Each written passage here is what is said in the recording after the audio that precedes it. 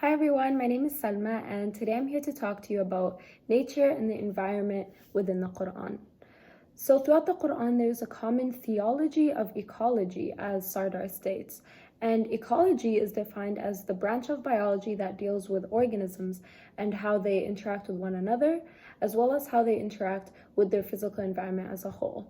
And within the Qur'an, nature is used in two main ways.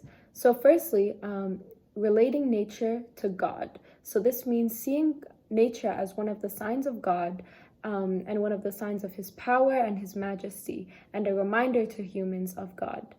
And secondly, relating nature to humans.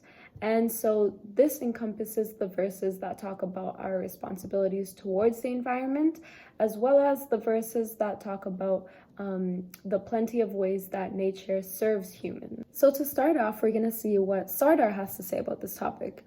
So he starts off by discussing Tawheed, and this is an Arabic word translating to unity of God, so believing that there's one true God. And he explains that in analyzing nature and the universe, it becomes evident that there is some sort of higher power that created all of this, sustains it, and is in control of it. And Sardar refers to these as the laws of nature. And he says that all of the creations, they follow these laws of nature.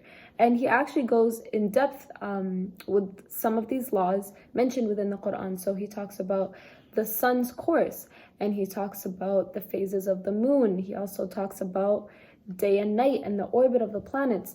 So these are all natural phenomena that are mentioned within the Qur'an, but they're mentioned in a way that shows that they are ordered and predictable. Sardar then goes on to discuss nature and the environment and the relationship between them.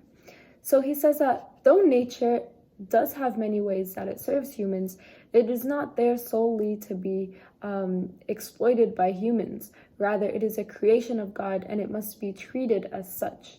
And he refers to nature as an amana. And amana is an Arabic word which means trust.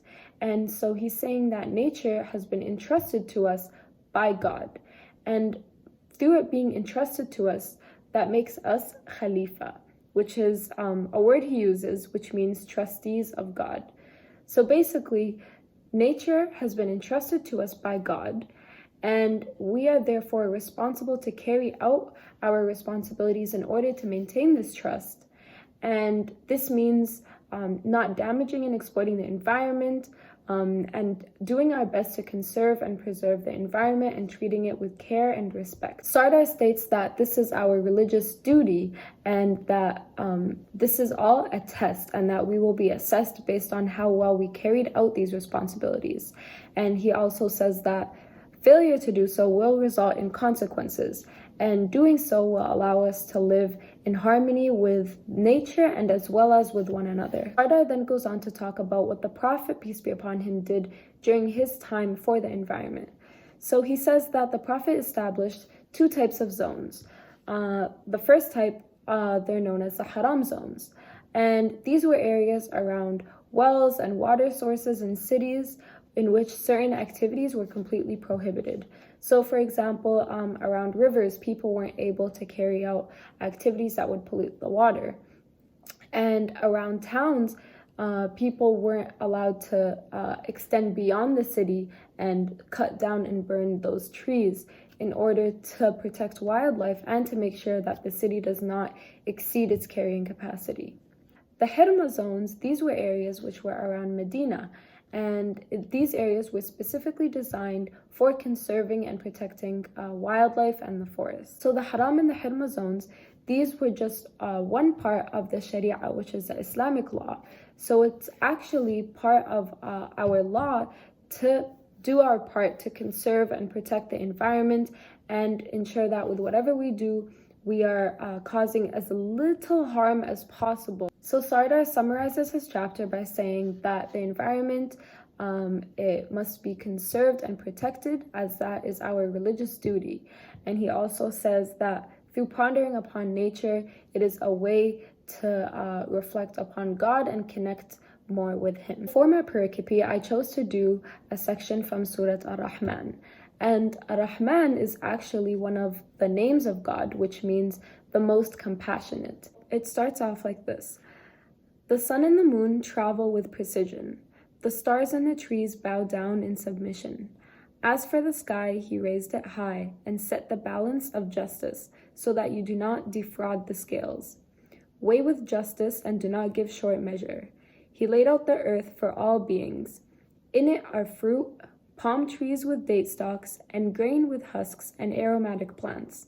Then which of your Lord's favors will you both deny? These verses, they're actually in two sections, and the first section talks about the first favor of God, which is mentioned within that last verse.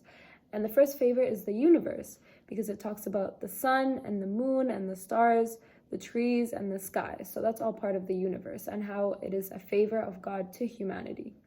And the second part, which is verses 10 to 13, it talks about the favor of provisions, which is things that God has provided to us through nature. So it talks about the fruit and the palm trees, the grain and the plants. And it concludes off with this one question. Then which of your Lord's favors will you both deny? And through looking at tafsir, I found that it is talking about both the humans and the jinn, which is another creation of God. So that question is actually a recurring question, and that is one of the literary elements that are found within the surah, repetition and question, because this question is repeated 31 times within the surah actually. Through analyzing the surah, you can see that this verse is always stated at the end of a section. So there'll be a section with a lot of rhythm, and it's pretty upbeat and fast-paced, and it all goes together. And then this question will be at the very end. And then it'll start off like a new section, and then that question will be stated at the end again. So by using questions, repetition, and rhythm, it becomes pretty evident that this surah is calling upon humans and jinn to acknowledge God's infinite blessings, and it is using these various literary elements in order to convey that message and to try to resonate with the reader or the listener. As for intertextuality, I found that the idea of humans as stewards is also found within the Bible, specifically the Exodus and the Corinthians. And I also found that within the Genesis, the earliest humans, they were encouraged to reap from the fields, as that was a way for them to understand the functionality of the earth and also be in awe of its beauty. I also found that the Torah instructs the followers with a job description similar to that of a noble janitor.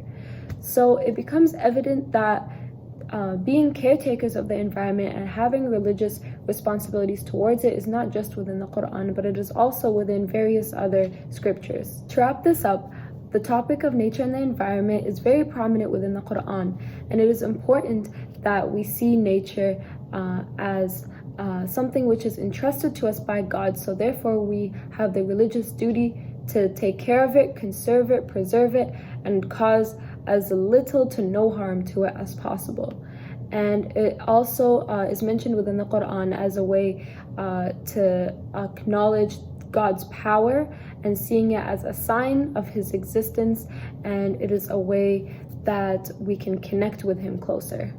Thank you guys so much for watching.